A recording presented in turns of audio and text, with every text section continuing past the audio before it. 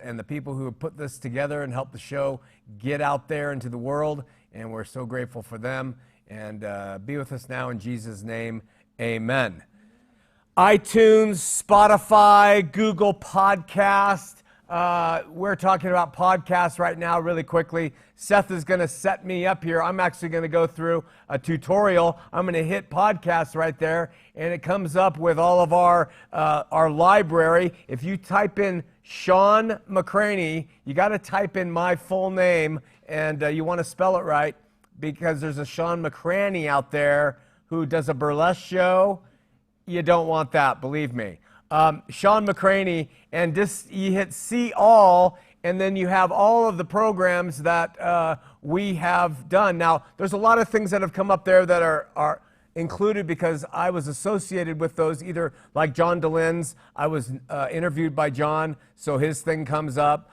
Naked Mormonism comes up because Bryce Blankenagel interviewed me. Of course, Ex-Mormon Files comes up. But you see our Christian Anarchy there. You see Christianarchy Show, The Meat, The Milk, and HOTM 1, which is all the Mormonism shows, HOTM 2, which are the current shows. So if you want podcasts, that's all you got to do. You just have to go to iTunes or Spotify or Google Podcasts, I guess I'm saying it right, and type in Shawn McCraney, and you can bring up as many podcasts as you desire. All right, that being said, we're creating what we believe will be the single best New Testament version ever made. New Testament version. We're calling it a transversional apostolic record, calling it the TVAR. Support us by going to HOTM.TV or .faith. Click on the menu and choose the word TVAR.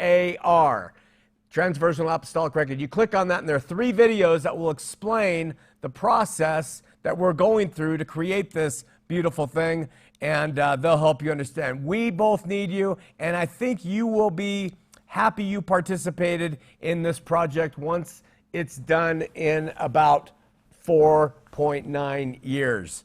Additionally, there are 4 ministries I want to remind you about that I personally love. We support them completely. Exmormonfiles.org with Bishop Earl. There's over 300 interviews with people who were once LDS that have left and have found a relationship with the Lord Jesus Christ, which is the important thing. The important thing is not just leaving Mormonism. It's leaving and having a relationship with the Lord Jesus Christ. So that's the key. And Bishop Earl does a great job of talking with them. We have TalkingToMormons.com, and we're going to talk about Talking to Mormons more next week in depth. They are doing so much on that site with their animations that are extremely educational, and a few other things that we'll talk about. And then we also have CheckMyChurch.org, our newest ministry, but not one bit lesser than those others in terms of scope. This brave, courageous site led by Sarah and her husband Joe go after local churches, and they investigate them in terms of whether they are a house of God or a house of fraud. And they have a bunch of different things that they kind of base it off. Are they teaching the Bible? Are they putting people in bondage? Are they, what do the financials look like? Are they burdening people? Stuff like that. And unfortunately, the pastors in Utah and Idaho, they have gotten on their cell phones and warned each other, and so they're clamming up. They are going silent on poor Sarah, but she is, like I said, a bulldog, so she's watching their sermons, she's looking at their mission statements, and if they won't respond to her questionnaires, she's just writing up what she thinks. And I mean, I think that's fair. So they have a chance to step out and say, this is what we do and why we do it, and this is how we do it, and get a good review, or they can go silent on her and get a review that might be a little bit less exhaustive than it could be. But take a look at this little spot. It's very interesting.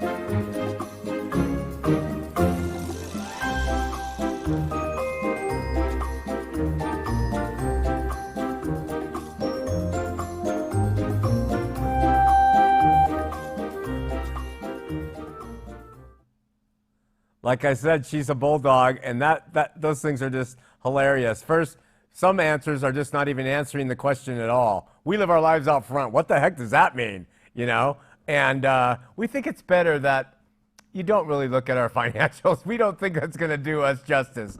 I just think it's fascinating. I think it's much needed, and I think it will keep pastors in check so that they feed the flock and not fleece them. And too much of that goes on. Now, this is not to say there are not great churches out there and that pastors they can live off what the people give to them, things like that. That's not what I'm saying. I'm just saying if it becomes a money-making machine and a money-making focus, that I think Sarah's site is doing great. So that's Check My Church. Finally, our little Wendy started a ministry years ago that has grown and grown in views and viewership without anything but just content. She has stripped Heart of the Matter full-hour shows down to little blurbs and sections and put them on a site called Contend for the Faith 1. Contend for, the letter 4, number 4, the Faith 1. Okay? Contend for the Faith 1. It's on YouTube. And she's got dozens and dozens. Are there hundreds? I asked her if there's 100, and she said about a year and a half. There are hundreds of clips that she has gone and culled through the best information, cut through all the other malarkey, the shout-outs and all that stuff, and really put them in a place where you can go and gather them. And she has had tens and tens. Some of them have 70,000 hits and stuff just by putting it on there. So if you're interested in that, check out Contend for the Faith 1. Got it? All right.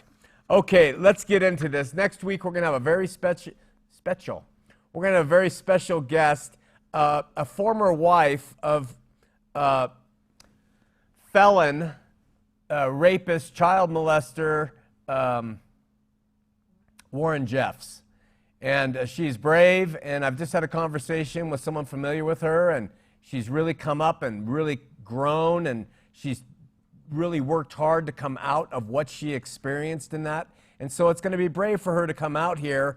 And before we do that, I want to just lay the groundwork for what I see. It's going to be a little bit heavy for the first 5 or 10 minutes. And if you can stay with me, it will all come around in the end. When I was in my lost years, and that was 17 years of my life before I came to know the Lord, I had a great interest in psychology. And I read some works, full works of like different psychologists who contributed to the field. Rollo May, Erich Fromm were big. But I also read Freud and Civilization and Its Discontents and other books by Freud. And reading about Freud, you know, you can't help to see his focus on sexuality and the influence of parents and family on the individual and as they grow. But it's hard not to read Freud and see the name Carl Jung pop up in different places. And Freud was a father, mentor type figure to Jung initially, then became a colleague, and finally became a rival, and the two kind of butted heads. And but both of them contributed greatly to the practice of psychology today. Now, I got stuck on Freud because I came to know the Lord, and once I came to know the Lord, I stopped doing all my searching. My 17 years ended, and so I didn't go on to read about Jung very much at all. Well, one Saturday morning, just a few years ago, here in town, I was sitting in a bagel shop, and my good friends Kelly and Alan came in, and Kelly is an intelligent therapist. She's a Christian. Her father's a pastor. She's a therapist. And somehow we got talking about reoccurring themes, how things seem coincidental. You will hear a song on the radio about woodchucks, and you'll get in your car and a woodchuck is sitting on the fence, and you turn around and there's a cop standing there and his name is Woodchuck. So, you know, you say, whoa, what is this about, you know? Is this coincidence or what is it? And Kelly started telling me that Jung was big on such things, and she said it's kind of, his deal is a collective view, the collective view. And when I heard her say collective view, ironically, talking about, this collective view of life and thought, something rang in my head really strongly. And admittedly, as cynical as I can be towards metaphysical things toward God, like healings and different things like that, I tend to see the world metaphysically. I'm ashamed to admit it, but I tend to have always seen it in terms of a collective, in terms of our species and history. And I've always been, as juvenile as this sounds, prone to see connections and relationships between things, between probably disparate things, even when they don't exist. So I admit that it's a weakness. And I've had to learn to edit that natural way of seeing connections where they probably aren't even there. But in any case, when Kelly explained this simple view of Jung as a collective view, I took a day and a half, a week later, and I began to do a little audit on his life and teachings. Jung liked the collective unconscious to, or he likened the collective unconsciousness to, listen, a reservoir which stores all the experiences and knowledge of the human species. Okay?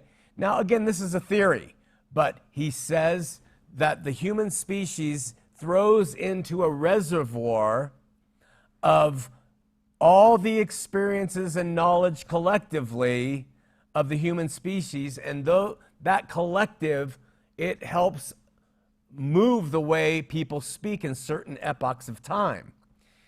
So this was a clear distinction between Jungian psychology and Freudian psychology. Jung's proof of a collective unconsciousness was his concept of something called synchronicity, and the unexplainable feelings and events that happen, like the woodchuck example. He called that synchronicity. And all it is the reservoir of historical, invisible data coming together somehow in this metaphysical, mystical sense. Now, I know this is all theory. It's greatly criticized in the psychology world. It's certainly criticized in the religious world. But I'm just giving you some backdrop here. Jung, he had an almost inexhaustible knowledge of history and religion and mythology. And he was able to weave this historical tapestry to help explain collective thought and therefore collective consciousness that moves us individually and as a human race from generation to generation. Well, utilizing his vast knowledge, Jung believed that humans experience the unconsciousness of ourselves through numerous symbols and various aspects of life, through religion and through art and through our dreams. Now, this is how he concocted it. Interestingly enough, sorry, Seth, did you bring me water? Where did it go? He said he was bringing me water and he drank it. Interestingly enough, in those 17 lost years, when I was meandering through philosophy, I was extremely drawn to Hegel and Friedrich Hegel and his views on it's called the triadic structure and dialectical thinking. Way out there. I'm not going to go into it. But thank you, Steve. But to get the essence of Hegel in a very short period of time, we have to understand that Hegel, as a philosopher, saw reality in total. In other words, Hegel did not believe in reality in just a part of the sum. He says only the parts will just bring unreality and untruth. You have to examine whatever it is in totality in order to understand its true essence and nature, okay? So in other words, only the whole is true to Hegel, the whole of history, the whole of anything, not its parts. To Hegel, quote, every stage or phase or moment that is partial is therefore partially untrue, not partially true. So hang with me now, we're going to get there. Hegel's grand idea of totality preserves within each of the ideas or stages that the totality has overcome itself. What he's saying there is that all of those parts, the totality will totally bring them in and explain it. So overcoming or subsuming the developmental process makes up moments, fine, that's good, in the course of the whole total. But those moments are not the truth. Those moments are just part of the total. Okay, the totality is the product of the process which preserves all of the moments. Everything that has possibly happened for Hegel, for instance, in the history of mankind, as elements in a structure and not just disconnected, disparate, unimportant points. They all matter, in other words. So think of these elements that Hegel talked about like you would a building. If you look at the structure of a building, meaning the essential structure that keeps the building up, all of those elements, from the bolts to the girders to the foundation, everything is necessary to the total building. You can't just focus on the girder and say you understand the building. You have to take every part of it in order to understand the total. So there's Hegel. Okay, got all that? Let me try to bring it together now to help explain our guest for next week. It's not surprising that Hegel, he used some words, he coined the words Volksgeist. That means national spirit, okay? He created Weltgeist, which is world spirit. And he helped popularize the term Zeitgeist, which is the spirit of the age, okay? And he didn't create that word, Zeitgeist, but it's often assigned to him as the one who popularized it. So where Hegel and others speak to Zeitgeist, I have long personally maintained publicly, even here on the show, especially back on our TV days, that similar to Hegel, there is a viable Kulturegeist. Okay? He talked about the spirit of the age, spirit of the world, the Zeitgeist, but I believe there is something called a Kulturegeist.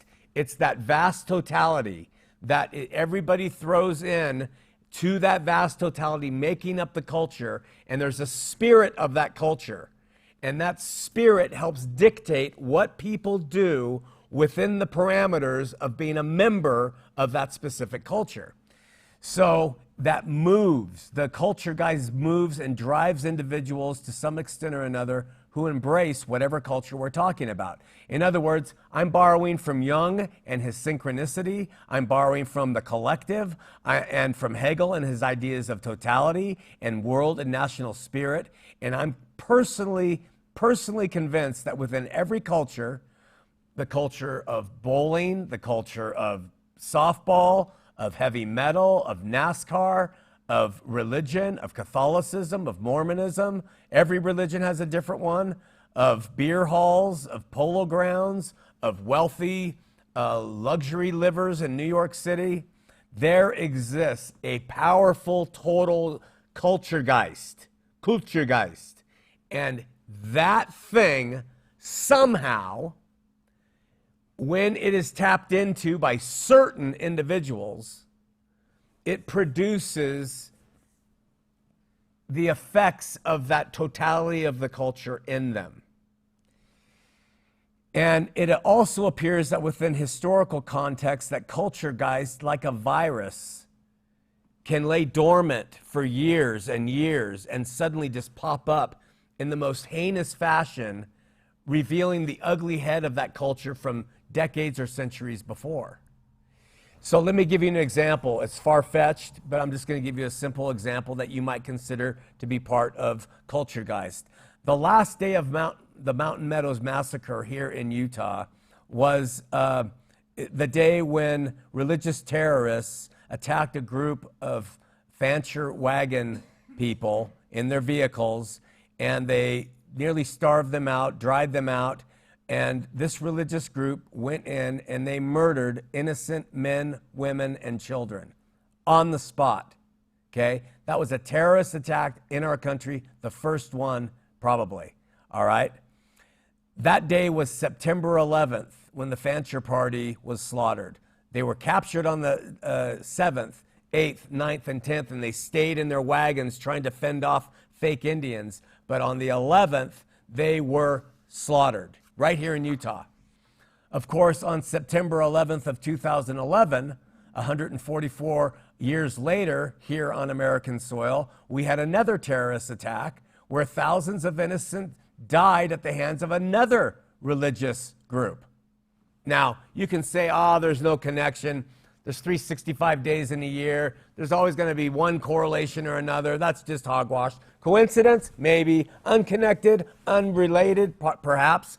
But I think both Jung and Hegel would see powerful influences of the totality of the spirit of those ages popping back up and rearing their ugly head in some people who tapped in to that spirit. And while there are evidence of Kulturegeist in many national tragedies, Columbine and the Kulturegeist of Nazi Germany through Dillon and Klebold, they did the same thing. They were totally into what Hitler was about, and they were angry at the government. They did it on the anniversary of Waco. There was a zeitgeist spirit there that led those boys to go in and do what they did. I believe that. As mystical as that sounds, I believe those cultures pervade the mindset of all of us to some extent or another. But there's those few people that those cultural totalities really come to a full fruition. And that's a frightening, frightening scene, right? I suggest that behind every murder, every rape, every act of violence, form of aggression, vandalism, I know the spirit of adultery personally. There is a spirit to it. It is as real as this is, and you can sense it when you're involved in it. There's a spirit of street fighting. There's a spirit of hate. There's a spirit to any kind of lifestyle that brings a culture with it.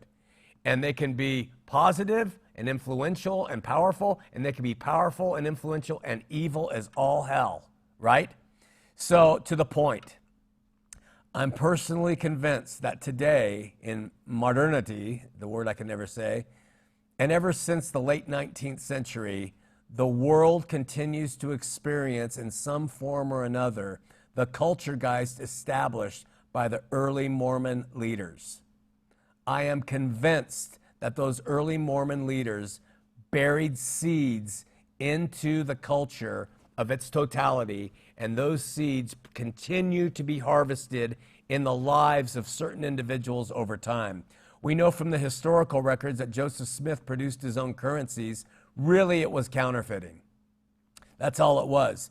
And then all of a sudden here in modernity, we have Mark Hoffman. He's doing nothing but the same. He is presenting counterfeits of signatures, counterfeits of documents, and he embroils the whole Mormon church in it, and the end result was the death of several innocent people. So we have from the seed of Smith, we have counterfeiting where people lost everything, and we have Mark Hoffman pop up, and we have other people losing everything, including their lives. We know that Smith's aim throughout his non-religious and in his religious life was getting money. Before he became a religious leader and afterward, it was getting money. And all you need to do is look at the institution today. Just go up there, meet its successful members, meet any of its members, and you will see a drive for material accumulation. Go up to the mall up there, and especially in the white-collar schemes of criminality that they're so proficient at. We know in their history of resorting to violence.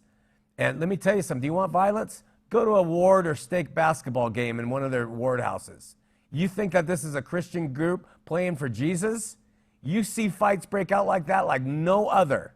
These aren't just men. There is a spirit of violence. You get interactions with LDS people on their ground. It becomes very aggressive. And, you know, of course, there's the right-wing politics, but that's all over the place. And it's attempting to influence government through theocratic control.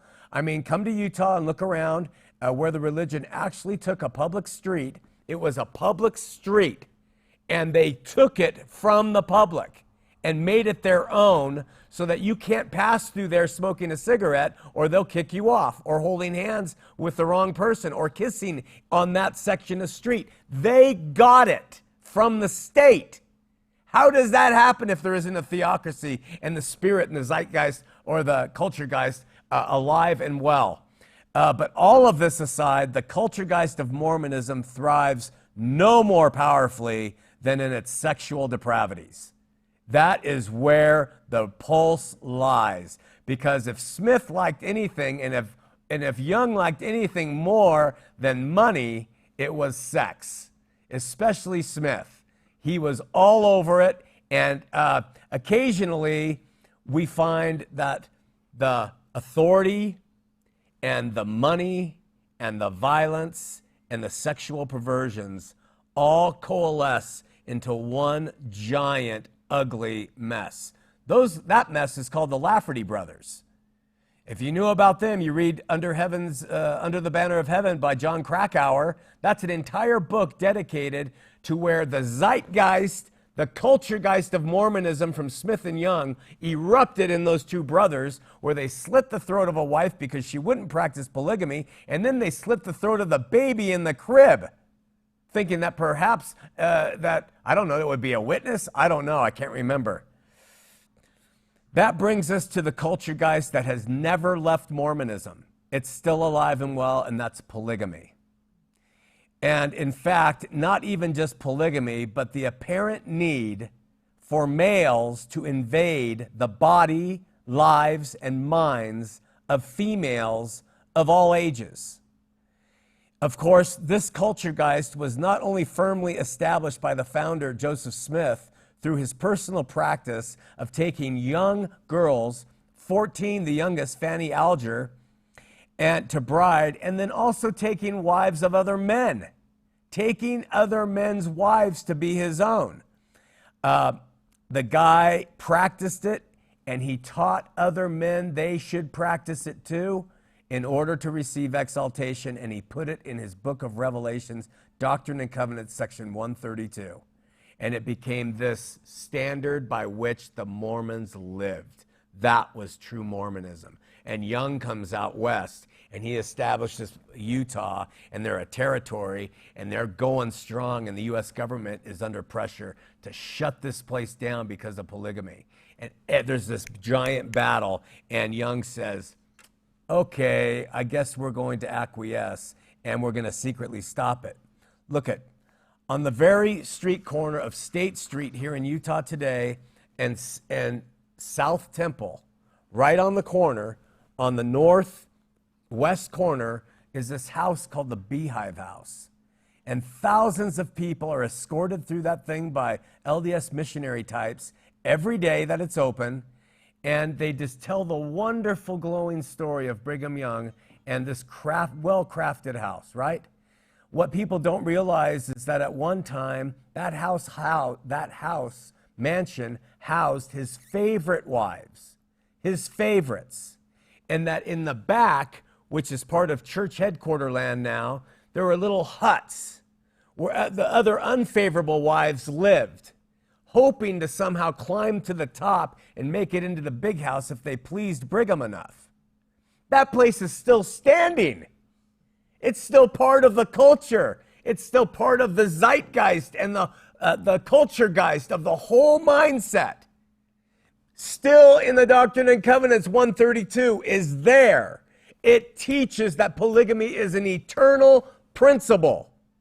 An eternal principle. That's why it hasn't been taken out, even of the modern Mormon church. So the spirit of it is still there. I was in an LDS bishopric sitting on the stand with a guy, Jaron Waller, the first counselor. Old Jaron sitting there as the ladies and men came in for sacrament meeting, and this one single lady whose husband divorced her came in with her 4 kids. Jaron leaned over to me and he whispered, "That sister blank blank sure would make a fine second wife." Honest to God. We're not supposed to swear. Honest to God. This helped build my mindset for this faith. Can you not see that when a 14-year-old girl named Elizabeth Smart, who was the same age as Fanny Alger when Smith took her and was abducted by Brian David Mitchell and Wanda Barzee, and then raped in the hills above her Federal Heights home, then held captive for 9 months, that the Kulturegeist is still at play? That's not a coincidence. That's a Kulturegeist. That's a living thing, dark as it is, still going on in this world. And what about the recent show, Abducted in Plain Sight on Netflix? That's the big talk. Everybody's talking about it. And people are writing things like, if you didn't watch that show and stand up and yell, "What the blank," in the middle of it several times, there's something wrong with you, right? I mean, anyone who has been LDS or is LDS can see the major role that Mormonism played in the events that went down with this poor family, and can see the influence the Kulturegeist of Mormonism had on mom, dad, and daughter, who were all involved sexually with this one guy in their ward. The rest of the viewing world is screaming, "What the fluck?" But I get it. I watched it and I got it clearly. I could see how it could happen. By the way, we're working on getting Jan Froberg on the show, so if you know Jan, encourage her to do it. Nonetheless, Smith, Young, and all the men who lived, their principles have forged this strong Kulturegeist for the Mormonism, and it's not going to go away until it's crushed and it's renounced and it's put down completely. It will continue to rise up like spirits from a grave and possess certain people somewhere along the line, because it's a living, breathing thing according to the minds of Jung and Hegel, etc. Last year, we had 2 interviews on this very show that dealt with sexual perversions within the LDS Church. One with my dear friend, Christy Johnson, and another with McKenna Denson, who was raped by Bishop in the MTC when she was on her LDS mission. Christy Johnson was molested and raped by her father repeatedly for years after years. Her father, who is in high esteem and standing in the LDS Church as a CES leader.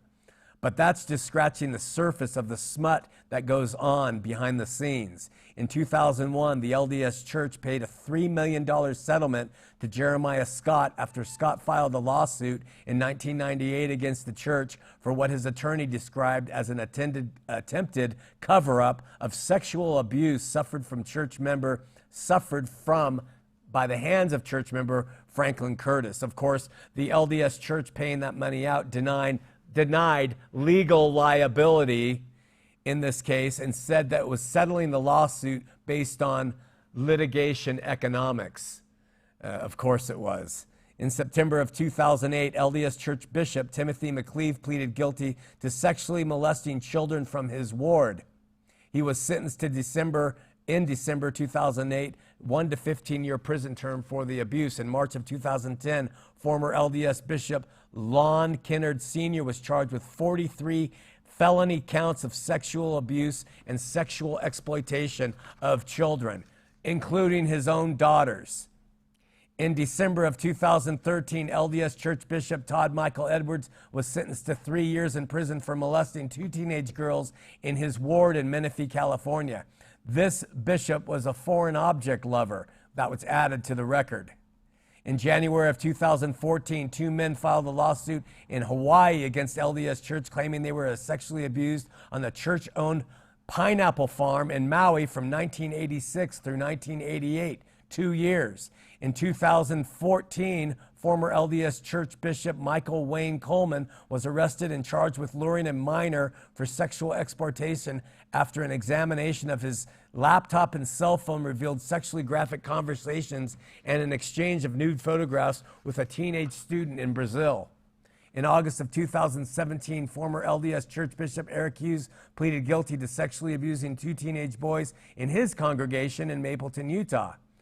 The abuse occurred in June of 2014 during his tenure as bishop. There was witness tampering, which was an additional charge. Of course there was witness tampering. That goes all the way back to the zeitgeist. Think about, what witnesses do you think of when you think of Mormonism?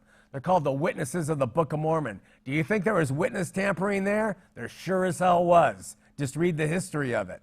On August 15th, Mormon WikiLeaks published a 316-page document containing confirmed and alleged instances of child sexual abuse between 1959 and 2017. In October of 2017, the Australia court sentenced Darren Scott to 10 years for sexually abusing boys, some of whom he met as a Mormon leader. In between all of these known stories, and there are many, many more, that's scratching the surface. We have thousands upon thousands, I believe, of untold tales of sexual abuse at the hands of LDS leaders and members on the weak, unsuspecting, and vulnerable.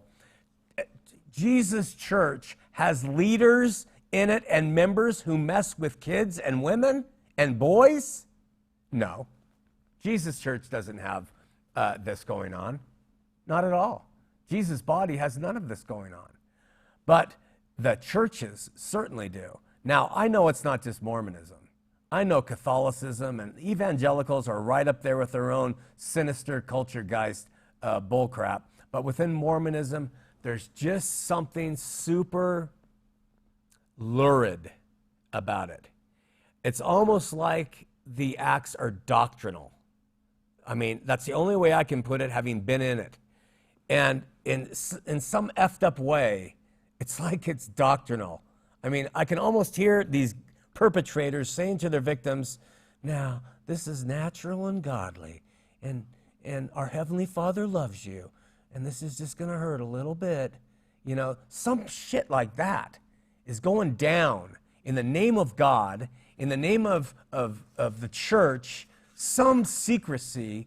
It's ucking gross, man. So that brings us to a grossness that overflowed onto the national scene a few years ago when an FLDS man by the name of Warren Jeffs was placed on the FBI's top 10 list.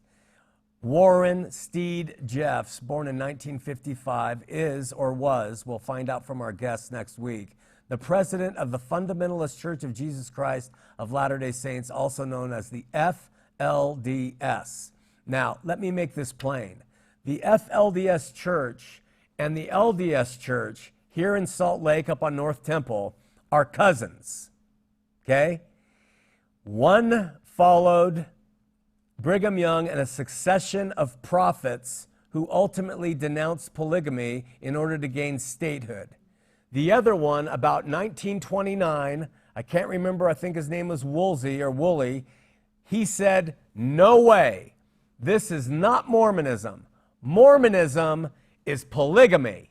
We've got Doctrine and Covenants 132. Joseph Smith practiced it. It's an eternal principle. Brigham Young practiced it. Men had to practice it in order to become exalted. We're going to practice it. And that was the start of the fundamentalist LDS Church. That's the difference, is the fundamentalist actually practices what Mormonism started out to be unashamedly, where the LDS Church up there in North Temple sort of does this milquetoast practicing of it, secretly or kind of on the sly doing spiritual polygamy in their temples for people who are dead, but not for living until something happens in our world where polygamy will be reallowed, and I'm sure they'll practice it again. The Fundamentalist Church of Jesus Christ of Latter-day Saints is the largest fundamentalist Mormon organization in the world, and it's the largest one that practices polygamy. So, and they got fed up with their members, LDS members, getting excommunicated for practicing something that was fundamental to the faith. And so they said, we're going to go down south to Bluffdale or Scottsdale or wherever Dale, and we are going to start buying up land, and we're going to have our own community. You know, I don't blame them. If I was a faithful Mormon and I knew my doctrine, and I was living in early 1900s, and they came out and said no more polygamy, I too would say that's bull. This is our religion. So, you know, I think the FLDS, they're actually practicing the religion. The problem is, what does it look like? The LDS Church on North Temple, they've just gotten fat, rich, and bloated and proud. That's what they've become. They've switched out multiple wives with multiple bank accounts. That's what they're all about, right? with the hope of having, a wife in the afterlife. But those guys down there, they're like, we're going to have extra wives, and we're going to practice it, and we're going to have lots of kids. And, what did it turn out to do to them? Like the same thing it did to probably the Mormons in the early church. It's ruined them. It's ruined lives. It's heinous. It's ugly. And it comes from the seed of the founder of the faith. So this Warren Jeffs guy, his dad, he was the president of the church. He had 20 wives and 80 kids. Some say 70 wives. And Warren Jeffs took it over and from his dad Rulon when Rulon died, and he made the announcement, listen, hands off. He said when he became the president of the FLDS down there, he said, I don't have much to say, but I'm going to say this, hands off my father's wives. And then he said to his dad's wives, you are going to live as if my dad is right in the room next door. And then 1 week later, he married all of them but 2. This guy was bad news. He has been indicted on child molestation charges, on rape charges, and the stories our guests next week, who was married to this guy, are going to communicate to us, are going to tell you what the zeitgeist, what the Kulturegeist is of Mormonism. Now, Mormonism's on North Temple will say, that's not us, it's them. It's certainly the FLDS, as nauseous as they are, but it's also them. The same stuff erupts in theirs as it does in theirs. So I suggest that it was the Kulturegeist created by Smith that moved Rulon Jeffs to impregnate 20 women and have 80 kids. It was the same spirit that moved Warren, his son, to molest and rape young girls and marry family members. It was the spirit that moved Brian David Mitchell to rape Elizabeth Smart. It was the same spirit that moved B to rape Jan Broberg in the documentary. It's the same spirit that let Jan's parents have sexual relationships with the man, both the dad and the mom. It was the same spirit that caused the biological father of our friend Christy Johnson to repeatedly molest her for years and years under her mother's eye because he just couldn't be gratified enough by one woman. And it's the same spirit that drove Bishop to rape McKenna Denson in the basement of the Mission Training Center of the LDS Church. When are we going to wake the heck up? These religions, and I'm using plural religions, will always end up in human tragedy because they're the product of tragic humans, all of them. And men cannot escape the collective sway of evil that we create for ourselves in these institutions. How long will we hack the branches of these evil empires and call them good? How long are we going to say, well, they do good? They don't do good. They are not doing good. Jesus himself said, you can't have a tree that produces both good fruit and bad fruit. It produces one or the other. If you have a church that says it's Jesus' church, and 99% of the time they are doing what we call good things, but 1% of the time they're raping girls, it's not good fruit at all. Do you get it? It's such a stupid view we have of, well, they do good. They're doing good. Shut up. They're not doing good because the faith was never supposed to be housed in institutions. It's God writing his laws upon our hearts and upon our minds, individuals, and bringing individuals by his Spirit into his kingdom one by one, not in mass crowds like men have created over the centuries. The product, the end result of men doing this has always been evil. Always been evil in the end. The answer is wholesale destruction. I know it's radical. It's wholesale deconstruction of everything that's out there and somehow flipping it all around to do something different. I wish the LDS Church would, take all their buildings and turn them into places to help people medically and physical ailments, emotional, psychological hospitals, you know, dropped Smith and Young, torched the damn Beehive House, and in the Gilgal Gardens. You ever been to that place? Holy hell. Talk about a part of the boiling. Go to Gilgal Gardens in Salt Lake City and see Joseph Smith's face on the cover of a Sphinx. Prior to Rulon Jeff's death, Warren Jeffs took over, and he has raged with, as they say, blood and horror. Next week, right here on Heart of the Matter, we're going to meet with one of Warren Jeffs' wives, Brielle Decker Blanchard, who bravely escaped his clutches. Ironically, or in the collective spirit of synchronicity, it was Christy Johnson, my friend, who told me about Brielle and suggested that I contact her. See, that's the thing. Kulturegeist doesn't need to be an evil thing. Kulturegeist can be a good thing. As individuals following Christ continue to propose and live what he did, not what men along the way have done in his name. What he did. We just look to him, and we get rid of all the middlemen. They're gone. From the pastors to the bishops to the priests to the pope to the prophet to the stake president, to all of them. Get rid of them and look to Christ, and let Jesus be your Lord and Master, the one who sits on the king throne of your heart. No one else.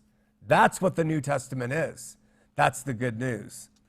So, next week, ex-wife of rapist Warren Jeffs, Brielle Decker Blanchard, here on Heart of the Matter.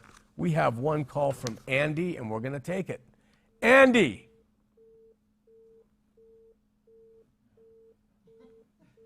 Andy got tired of waiting. Tell your friends, you guys, and if you want to be here in the audience, you're welcome.